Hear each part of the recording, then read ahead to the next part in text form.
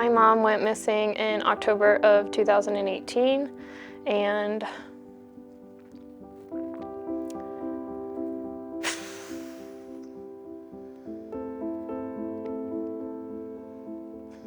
it's changed everything for me.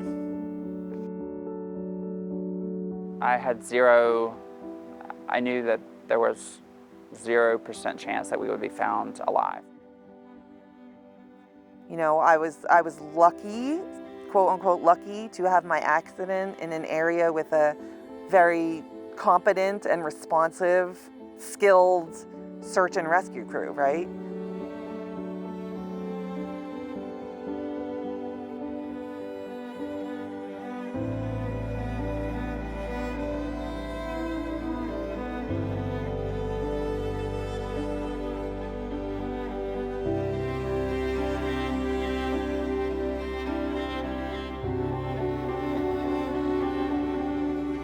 Some places have serious chemical plants. Some places have earthquakes. But one of our hazards was the remoteness and the beauty, but the hazard that it was associated with that beauty of living at the base of the Pisgah National Forest and the Great Smoky Mountains National Park.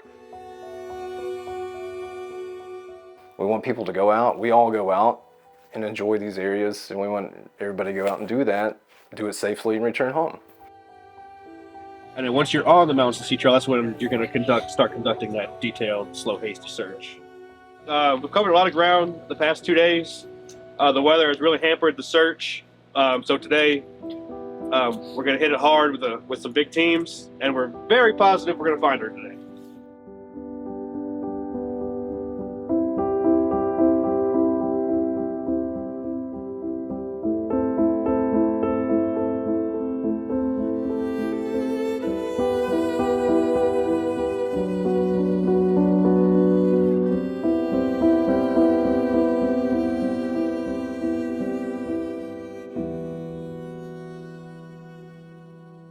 I mean, on the surface, Haywood County Search and Rescue is a team of volunteers who are willing to serve in a capacity of helping lost or injured outdoor recreationists. Most often, I'd say that manifests as hikers and backpackers, but it can also be someone paddling one of our waterways or someone on a mountain bike. It just is someone who has fallen into an unfortunate circumstance in, I'd say, an austere environment. You know, it's a lot of people that might be here on vacation and stuff like that. To me, you know, they're here, and it's a responsibility to make sure they get to go home safe and sound. I started with search and rescue here in Haywood County, mainly because I'm just a hiker. And I thought, you know what, I wouldn't mind helping people out. You know, sounded pretty easy. Just walk some trails and look for people and that. And immediately I found out that, you know what, there's a lot more to it than that. There's a lot of training, a lot of expertise that you have to develop in order to be a good searcher and good rescuer, which are actually two separate things. 2506 0899. One of the coolest things that makes this work is the people that are on the team. These are the people who are just part of this community. They just want to figure out a way of how they can get back to their community.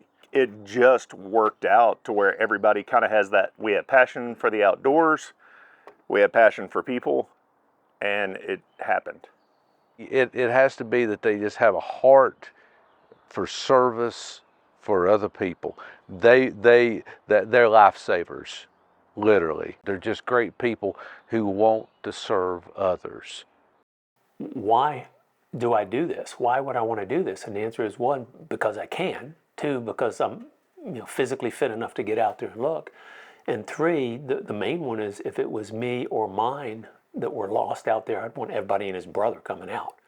For me, I was in the military, National Guard, then did some deployments, and got back and felt like I needed to do something else. Flipped open the paper one day, and there was this search and rescue team was forming, and it started at Haywood Search and Rescue. And so for me, I was like, this sounds great. I love to hike, rock climb, mountain bike. It was just it seemed like a good fit. I went to the first meeting, met Mike Street, and from there it was kind of like, okay, this is where I want to put my energy. as far as doing a service back to the community, having a team to be a part of, and it gives me a little bit of purpose. And also knowing it is a service to the community and our surrounding area. I go out with my family, and I like to know that if something happens, they're going to be there for us. And to be a part of that's just a really neat thing. So the way I like to think of search and rescue and the reasons people need our help, it could really be distilled into 3 categories. One would be bad preparation. Second would be just a bad choice, maybe knowingly or perhaps knowingly out in the woods that gets them into a bind. And then just plain old bad luck. Sometimes people are fully prepared and just things happen that are out of their control. But more often what we see is a bad choice with someone who just doesn't understand they're making that bad choice in the moment. I would say that Susan Clements is probably the most compelling story for that particular category of this, just because she did not know when she was a little bit mixed up on that trail. The worst thing for her to do was to continue traveling down that path, trying to figure it out when it was getting dark, rainy, cold, all of these things that ultimately led to her death. But if she had just stopped and stayed in place, without a doubt, she would have been found that night. My sister loves hiking, loves national parks, all of that. And so she said, oh, I'll go with you. We'll make it a road trip. It'll be fun. But I want to stop at these, variety of different parks along the way. And so they would drive and then stop and then hike there for a couple hours, get in the car, keep driving, stuff like that. They got to the Smokies, and I guess they were hiking, and my sister and mom would always do this, where my mom would be like, oh, you want to go see the top, you can just go on, you stop, I'll catch up, we'll keep going together. So Susan was last seen by her college-age daughter, whom she had hiked with that day. They were returning to the Clingman's Dome parking area after they enjoyed a 3-mile out and back hike to Andrews Bald. They parted ways less than a mile from the Clingman's Dome parking area on one of the most popular trails in the park, which just also happens to be the most visited national park in the United States. Somehow my mom got off trail. My sister came back and my mom wasn't there. I think that her first reaction was that she must have just gotten hurt somewhere. And so let me come down the trail and she's just going to be sitting somewhere. My mom, growing up, always told us, if you're lost, don't keep walking. You just sit down where you are and don't move. And so I remember when we were all down there, we all just kept saying, well, obviously she's just going to sit down and not move. That's what she's told us our whole lives. That makes sense. That didn't happen, but that's what we were all under the impression of. Susan had succumbed to the end-stage effect of hypothermia, which is called paradoxical undressing. Victims of this phenomenon erroneously believe that their body's hot rather than lethally cold. And in this delusional state, they often remove their clothing in an effort to cool off. No, my mom was not a hiker. They were not prepared. That's why I think it's funny to use the term they went on a hike. They would call that a walk. They would go walk in the woods. We would do it down the street from our old house at a park. We would go walk and do a little 1.5-mile, 2-mile loop. A walk in the woods. I don't even think she probably had a water bottle with her. I think it was just, we'll go walk this, we'll be back in the car within an hour or two, and it'll all be fine. So Susan Clements' search hit home for me in a more personal way than any search we've ever had. And it was not my first brush with a fatality on our team, but it was the one that really resonated with me the most because it looked so much like me. This was a woman who was a mother to 3 children, just like I am. But I think as much as a mother, her being a mother and me being one as well, it was her children that really touched my heart as much as all of these other factors. And I too had lost my mom, not in the same way that Susan died. She died of cancer, but I knew what it was like to lose a mother that was so beloved so unexpectedly. So there are just all these things that just echoed my mother's spirit, and I knew what that family, those kids especially, were going through with their grief of losing someone who was so important, and that parallel really hit home and hit in a pretty hard way for me too. Also, wanting to weave her story into just some more concerted efforts that I began to make to keep people from meeting a similar fate as Susan. I realized how this was the perfect storm of errors and how someone could truly get lost on one of the most popular trails in the most popular national park in the country and die from that. That just felt just incredulous before Susan's death, that something like that could happen. But then this quickly just revealed how much things can escalate in certain conditions and lead to that tragic outcome. And so I never wanted to share her story or do anything in the name of preventative search and rescue without getting their blessing and their consent to use her story, because I never wanted it to be perceived as trying to criticize the choices she made, because again, she just didn't know what to do, and so she acted like probably most people would act without knowing they need to stop. And so yeah, it changed the trajectory of my life truly after her death, because if I had any control and power and a voice in the matter in this world of search and rescue, I felt like this is where I could use it for the most good and prevent people, in essence, work ourselves out of a job if we could from these types of situations. An example really that is pretty compelling for the bad preparation is David Crockett. When he came to this area to go and do this loop hike in Shining Rock Wilderness, he didn't just know what he didn't know, but he didn't leave a plan back home with anybody in Charlotte to let them know where he was going, when he should be home, and he didn't check the weather forecast. And both of those things really played into the delay in he and his friend being found quicker. And they probably could have circumvented all kinds of things that they wound up getting themselves into had they done those two things. They were going to do a loop. So they're going to go up one way, take a left, come down the other way, and come back to their car. Simple enough. What actually happened is they missed the first turn. So the trail they went up was the trail they were going to go down. So now they're over one layer. They took another left, and now they're way, way off in the middle of Shining Rock Wilderness. Once it got dark and we hadn't really found a place to sort of land yet, we were still looking for the car. It was completely pitch black, and we're just hiking in pitch black. I don't know that we called 911 first. I think we called one of my friends first. Said, well, I'm lost. She's like, what do you mean you're lost? I said, no, we went for a day hike, and that was yesterday, and we're lost. But then I think soon after that, we had called 911. Mike Street, who runs our crew, was on the phone with him and said, well, what trail are you on? We don't know. Okay, well, what trailhead did you start from? We don't know. All right, well, what road did you drive on to get to the trailhead when you entered the park? We don't know. It's like, oh, great, you've just kind of narrowed it down to about 60 square miles. They had already been lost for a day, trying to correct their problems, which is not abnormal. Well, I can fix this, No, I can't fix it. And so I think it took almost an hour between me and the sergeant that was on that day of, okay, I think I've got it narrowed down to this area. Go look at all the trailheads in this area, please, and tell me if you can find this car. And so it was almost an hour of, nope, not at this trailhead. Not at this, but we're zoning in, we're getting closer. We ended up, we found his car. So we found the car, we knew where they started from. We start sitting down and making a plan.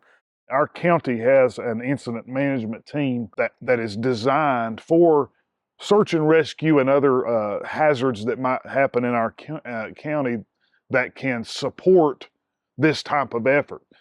We cannot ask dozens and dozens of searchers to come to a parking lot in those kind of weather conditions and then expect it to go well without some level of support.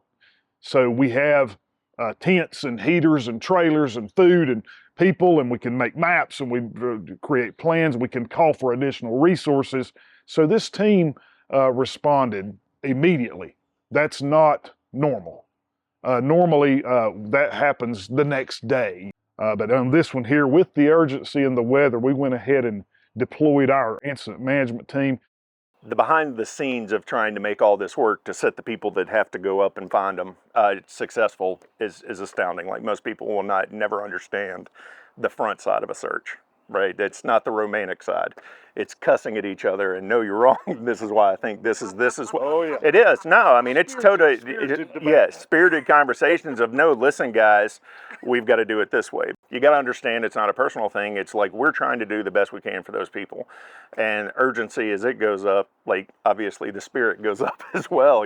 We kind of figure out where these guys are, and we kind of think we know the route that they're going to go or what their intended route was, but then we also know where decision points happen and bad mistakes happen off of history. Hell yeah, we've been up there 20 times going to get people because right here at this decision point, they always take a left when they were supposed to take a right, right? Because it's wilderness. And the inclement weather that we're talking about, the day that this happened, I think it was almost 50 degrees. And in a 12-hour period, it went from 50 to 12 and 3 feet of snow. Yeah. Right, and so and the wind blowing 50 and the wind blowing. Oh yeah, that the wind blowing 50 miles an hour. So we went from okay conditions to absolutely life-threatening, miserable conditions within a 12-hour period. So we had a lot of people locally, our guys in the woods trying to find these people. Like the timeline's coming. We're watching the radar of the storm coming, and trying to find these people. We just can't find them. They're nowhere on their intended route. Later in the day, on day 2, the snow is really picking up, and we're getting worried and concerned. I think I made another call. The temperature is dropping. The snow is picking up, and I think that second call, I think you could probably start to hear the fear in my voice. Yeah, night 2 was not comfortable, wasn't pretty. Our shoes and socks were soaked, so once we had the fire going, we were trying to lay down. It was dark at this point. Put the shoes and the socks near the fire, but I just remember my feet were in snow, they were on ice in snow, and there was no sleep pad. It was just the fear was really starting to set in. When it first got dark, we knew it was going to be a long night ahead. We figured out where they were supposed to be. They weren't. So now you start going out, right? And so this probability area is changing. And so we're having more people, more resources, more area, right? So other resources are coming in. We started getting helicopters with FLIR to look for these, just seeing if we can find them. And we had to wait for conditions to get to where they could fly, right? Because it was a huge storm. The last contact we had with them was the morning of day 3. So once we had slept in the snow that following morning. When dispatch called me, I was waiting for them to say, we just found their bodies, quite honestly. Mm-hmm. But the answer was, you'll never believe this. We just talked to them, they're still alive. And that was reinvigorating of all right, kids, today's the day. We're making the push. I'm exhausted. We haven't really slept at all. Maybe dozed off once or twice. There's been no sleep, hardly any food or water, but we're physically exhausted, but I am mentally exhausted. I was so gone mentally that it was I didn't want to try anymore. I didn't even want to warm my fingers and my toes in the fire. So yeah, I don't think I could have made it another day. But it was the Highway Patrol helicopter that finally spotted them. They spotted them. The campfire. They couldn't extract them. No. But they spotted them, which then relayed to get the UH-60 up there to actually elicit the rescue. At the same time, all of our folks met them too. It was just a timing thing that we finally, okay, we've cornered them down. We see them. We're yelling and screaming. We're out from underneath the tree so they can see us. And I remember the 2 lights just beaming down at us at the same time. And then, from there we knew, this is it. The extraction, even with helicopters, was, if I remember correctly, 6-8 hours. They were found during the day, and it was dark by the time contact was made. The 2 people you were originally worried about are now out, but now you got to worry about the other 40 people that you send in the woods that you're responsible for. So, okay, guys, now we're going to have to sit there and self-rescue and get everybody out. Parkway was closed because of the weather, so having to get stuff plowed in, trying to find the easiest way to get these people out. Because, it's logistics. People have no idea what it takes and all the little pieces. There's tons of things I've learned since getting lost. that would have helped us out there. You don't really pack a lot or prepare because it's supposed to be just a day hike, very quick, like a few hours. So you're like ill prepared for anything else to go your way. Simple things that Crockett and Alradati could have done, as well as others that might do this in the future, is to let people know where they're parking. Mm-hmm. What was your route of travel? What is your expected time to exit the woods? Simply checking the weather, and that's mountain weather. That's not weather in Raleigh, but it happens too often. And the simple things that folks can do to be self-prepared and to let others know what their plan is and things like that. Mr. Crockett and Mr. Alradati are alive today because of this search and rescue team and a big ladder. The bad luck, that again is somebody who's fully prepared, but doesn't necessarily have the best luck once they enter the backcountry just because of circumstances. And Christine Bowman is definitely a case of bad luck. I have been hiking avidly for 27-ish years. I started hiking in New Hampshire, have fallen many, many times, have hiked in snow and ice, snowshoed, knew the inherent risks of all these things. But there is always that little voice in the back of your head of like, the odds are in your favor, it's probably not going to happen to you. But that still doesn't take away from the fact that you have to always be super prepared, right? I always carry the 10 essentials for hiking. So we had map and compass. We had lots of water, but we also had water filter. I had a down jacket with me because I knew that it could get cold later on in the night, and I had a hat with me and gloves. We were equipped for the day, and we were equipped if night fell. So we had headlamp. We had an extra battery pack for cell phone. We had basic first aid supplies. We had an ability to make fire. I had a lighter with me. We had our stove. We definitely had plenty of food. We knew we were going to go out the Art Loeb Trail. We just weren't sure if we were going to turn around at Ivester Gap or continue up to Shining Rock. And then the plan was, instead of taking the trail back, we were going to take there's an equestrian trail. It's wider, grades are lower, you can move a lot faster on the equestrian trail. So we were going to loop back on the equestrian trail. It was a gorgeous day, perfect weather conditions. We had extra layers with us because we knew it was going to be a long day. Trail got a little gnarly. It's pretty narrow up there. Once you get up near the summit, it's really a maze of herding trails, so to speak. We walked into a clearing, actually, and met a hiker who thought we were taking this clearing for a campsite. And we said, no, we're good. We're going to go hit the outcrop, and then we're going to turn around. And within 10 minutes, I had missteps with my left foot, felt that it was lodged, but at that point, a physics problem had taken over, and the mechanics of twisting resulted in me hearing a very loud pop. I just sort of crumpled to the ground. My girlfriend, Leanne, she had turned around and she said, can you get up? I said, absolutely not. I broke my leg. And she said, are you kidding me? I said, no, I heard it happen. It is definitely broken. At that point, I said, you need to go and get that other hiker that we saw who was camping at that clearing. I said, it would just be helpful to have another adult. And at that point, I said, we have to call 911. I need an extraction. And he had called into 911, who put us in touch, patched him through to Haywood County Search and Rescue. And so their goal was to make me sure that I was warm, because at that point, night was starting to fall. It was late October, right? So we're getting into nightfall. And Search and Rescue had said, we're going to be at least 4 to 5 hours getting out there. So we're like, all right, we're into the night here. So I had my down jacket. They put it on me backwards. I got my hat out, my gloves. We just said, we're here, we're going to be here. And she propped me up so that I wouldn't roll onto my side, because really any movement was causing me significant pain. And she gave me 4 Advil. It gets dark and you're out there and you know your leg's broken and your mind starts to play tricks on you. It's very easy to go down rabbit holes when you're in that situation. And really these popped into my head as soon as I fell. Am I going to die? No, I'm not going to die. I said, am I going to lose my leg? no, I'm not going to lose, because I could still move my foot.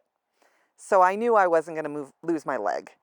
There is that mental component though, right? So as the night is progressing and we're stargazing and telling stories, and my friend is trying to keep my mood up, it's easy to go to a dark place when you've had a trauma and you're in pain. Really everything is out of your control. You're just waiting. You're in a holding pattern. We heard voices and I was like, they're here. I hear them. And then we started seeing a light, like a headlamp coming. They arrived and they asked what happened. And then they quickly realized that I was going to be okay. They were like, oh, you're not in shock. And I was like, no, I'm good. I was like, I have my tea. My friend's been feeding me. Just get me off this mountain. What's the process? Like, what do I have to do? Like, and really, yeah. And really at that point, it's just about cooperating. They have their process. And, it's not when an accident like that happens, it's not like they just come and pick you up and carry you. It's long. So they had cleared a spot. After they splinted my leg, they were like, now we have to get you on this litter. And they're like, it's going to be a bumpy ride down for the first 3 to 4 miles. And then we're going to transfer you to an ATV. Now at that point, the exhaustion hit me. So now I'm drugged and the exhaustion has set in because I know I'm safe now. I'm 100% safe and I desperately wanted to fall asleep. But when you have had a trauma, they don't let you fall asleep if you are fully cognizant. So I was quizzed the entire way down on math equations and other fun facts and just begged to sleep, and they said I was not allowed to go to sleep.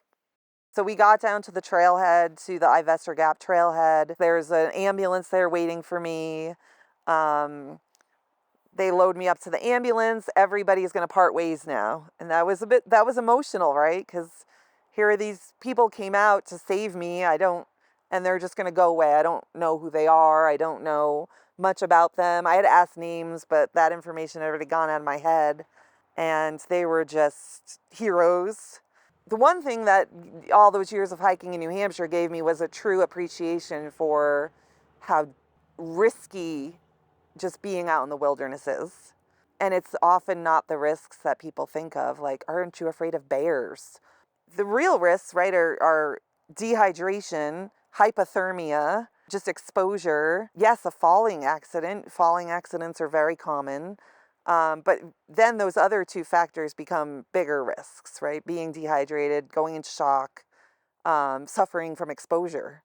And it doesn't take freezing temperatures, right? The sun could go down and suddenly, as the nighttime temperature drops, you're at risk for hypothermia. None of the folks that we rescue wake up in the morning and go, I think I want to be lost in the woods for 3 days in 25-degree weather and 6 inches of snow. That would be cool. Nobody makes that calculation. It just happens sometimes. If I could go through the catalog of calls in my mind, look at like the index, the roller I have, I would say that the calls that have the quickest and most successful outcome are of those people that actually left some type of itinerary or some information about where they're going and who, what, when, where, why kind of thing. If you are out and don't have cell reception or don't have, say, a Garmin InReach or any of these devices that will send a satellite signal to let us know where you are, you really become a needle in a haystack very quickly if you've not left that information ahead of time. Hey, I'm going hiking here. This is where I plan on going, right? And even if you deviate from that, at least we kind of know where you're going, right? So it's all about how small can we get an area to start searching. All of these details seem not necessary when you're the person going hiking, but then in the event of this situation, it means everything to us. You can sit there and tell me, yes, I've got a way to make a fire, I've got a way to have water, I've got a piece of plastic that I can make a shelter out of. That urgency doesn't mean we're not going to come get you. It lowers. Not telling you not to hike, not trying to make it scary, just like set yourself up for success.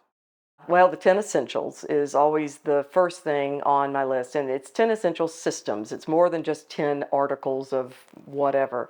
I would always recommend to carry everything, and the reason is because you never know what you're going to need from those essentials that's going to help you, number one, stay comfortable. I mean, if that's all it does, that's going to be a huge thing when you're waiting help in the middle of the night and it's cold, or you're hearing noises out in the woods or whatever. You're going to want everything you have in your pack to stay as comfortable as possible. But more importantly, it's for survival. You just don't know what you're going to need until you need it. And if you don't have those things that you may never use, I may never use any of these fire making materials on a day hike, but by God, if I'm out there overnight and it gets down into the 20s and my layers that I've brought aren't enough protection, that truly could be, and it has been, a life or death situation with people we've found. Fires have literally saved lives by being able to stay warm by one.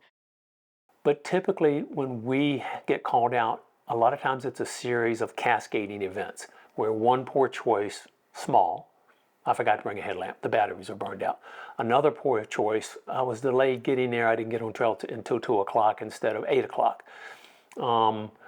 Another poor choice, I'm going to hurry. I'm going to move exceedingly fast to try to get out before dark on an unknown trail with unknown conditions without a headlamp.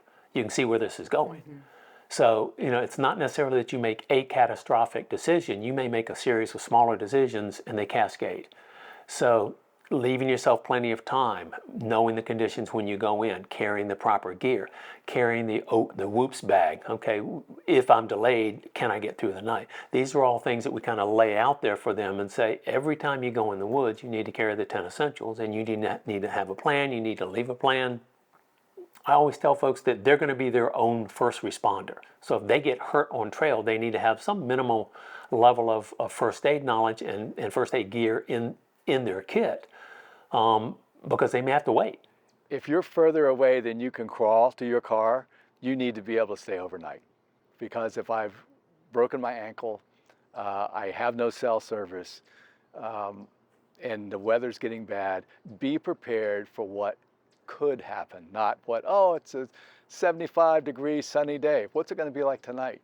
There's a huge element of personal responsibility, right, that plays into safety.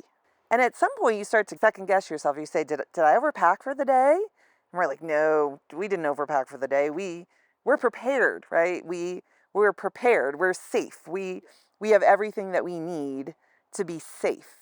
There's lots of, funny hiker memes out there about day hikers having too much equipment with them. And, somebody saying, my kid hiked that trail with a Barbie and flip-flops on, okay? Okay, sure, lots of people do things with minimal amount of stuff, but if I'm going out there, and I would even always overpack if I was taking my son on a fire tower hike, up in New Hampshire. And I view it as, well, I'm safe, and he's safe. The people I'm with are safe, right? Because there's also an element of community responsibility. You have to be responsible for yourself, but when you go out with a group, you're responsible for everybody in your group too. And if something happens, right, to a person in your group, and I was that person, my hiking partner was very competent and prepared.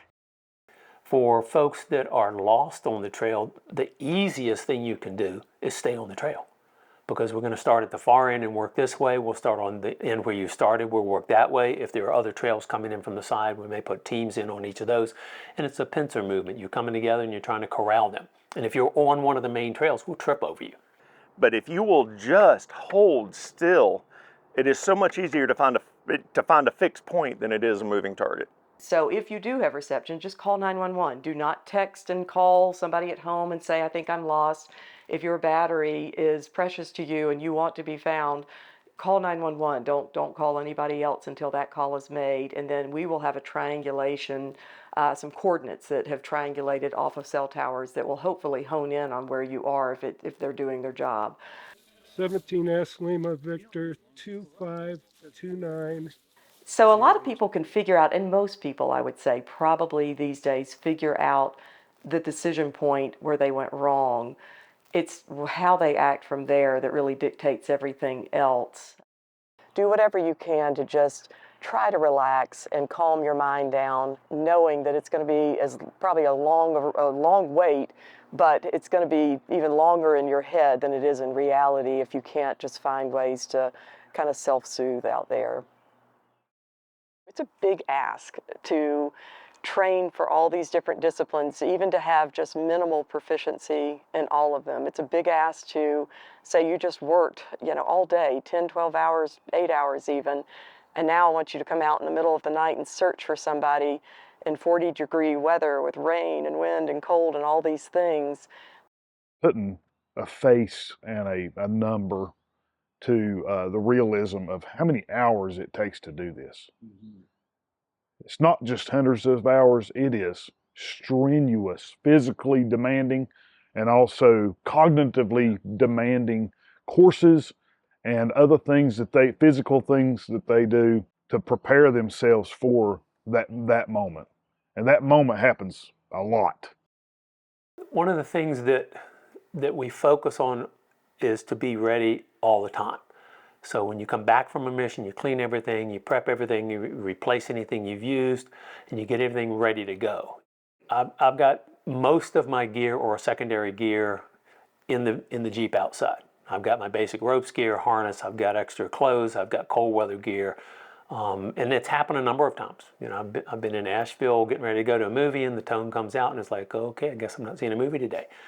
You have to mentally set, hey, it's Friday night. If something comes in, I'm going. Right? You have to already make up your decision. It's not like when it goes off, am I going to be able to make it tonight or not? You make your decision ahead of time, right? You go, yep, I'm ready, I'm on call, and I'm ready to go. When that phone goes off, it could be in the middle of the night. It's probably going to be Sunday in the afternoon when you want to watch a football game. But just knowing that can happen is what keeps me wanting to stay in shape. Stay up on my skills and be ready to go. Because if you're not ready to go, you definitely don't need to go out in the woods to at least be on a rescue or a search. I mean, it's an emotional roller coaster, right? When you first get any of these calls, it's a adrenaline rush. What's going to happen? What's this one going to be? You don't know the one that's going to be 2 hours or the one that's going to be 3 days, right? Once you get that call, you have to decide, okay, we're ready, and off you go, right? And you have to be ready to do it for the duration, right? And I think, too, what we do as far as some of the more unfortunate situations that we find ourselves in, that can't help but bond you as well, because they can be very challenging emotionally. And I like to refer to the thin places, kind of that veil between the here and the reality of here on earth.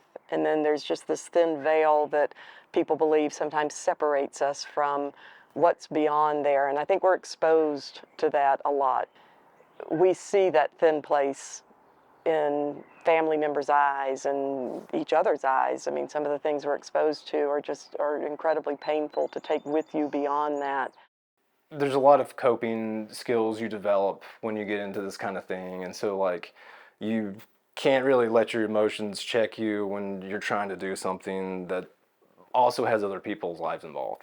Usually when we're looking for somebody that might be missing and it's guaranteed to be a recovery or something like that, there's always a little bit more determination for me because I want to deliver for those families. I think at the end of the day, when we go home and there might not be any resolve that day, we're all still thinking about it that night. Yeah, it's a definite community. I mean, you have to remember when you're out at 3 o'clock in the morning, going through the wilderness looking for somebody, you're relying on each other. And when you rely on people and have a successful mission, it just builds such a bond between everybody, right? It's evolved over time to the point where the Park Service relies more and more on groups like this to affect search and rescue. And then you have these individuals who are volunteers, highly skilled, highly trained, that can manage it without any intervention from the federal government, another agency or whatnot. They're just capable of managing because they're all trained in incident management system, in managing search function, in all of those aspects. They have the equipment, and they can take it on And that's a significant change, evolution, if you will, over time, and in how these groups have taken the burden off of land management agencies to manage search and rescue. And I've been asked many, many times, and the sheriff's been asked to put a price tag on this kind of search and rescue. And it sounds like a cop-out, but I don't know how to do that. The price tag is the determination, the passion, and the humble service that these folks and other teams from across the Western North Carolina that help them to do. How do you put a price tag on that, Sheriff? I don't know how to. You can't pay for that. I don't think that you can put a price tag on it. It goes back to these guys and girls. It has to be a calling for them. And it has to be something that they get from down deep inside to as part of just their life plan to get out and to do the things that they do to save other people's lives. And I would support these folks to the ends of the earth, because what they're doing is they're saving lives. They literally are. They're not just stumbling around in the woods. They are trained professionals who understand all aspects of managing a search. They understand human behavior. They understand how to keep themselves alive. But also knowing that some of these people, or all of them, may have been at home sleeping, and somebody calls them up and say, it's go time. You know, we got someone that needs to be found. How do you say thank you to somebody for putting their own life at risk? Because that's what they're doing, right? They come out there in the wee hours of the night, not really knowing what they're walking into. Just by being out there and having an accident, I put their lives in danger too. And they have families just like I do at home, right? They want to get home to their families. So how do you thank you? The words thank you do not even come close to the emotions that pass over me when I think about them. But one of them came over to my family and were like, I understand what you're going through. I had a family member go missing. I've been in your shoes before. I'm going to do everything that I can to bring her back. And that that means a lot. You know that they're going through a lot out there with the conditions. They would come back and some days they would just be head to toe covered in mud. And it's not an easy job. It's not a very safe job. And they're going out and doing everything that they can. They are a critical part of the emergency response for this region anyway. I look at these organizations that serve different regions, and they are part of the emergency response puzzle. They're all very comfortable in their own skin. They're all very confident in their capabilities. They're all very humble people who just want to give. Their compassion, their humor, just their humanity, thank you.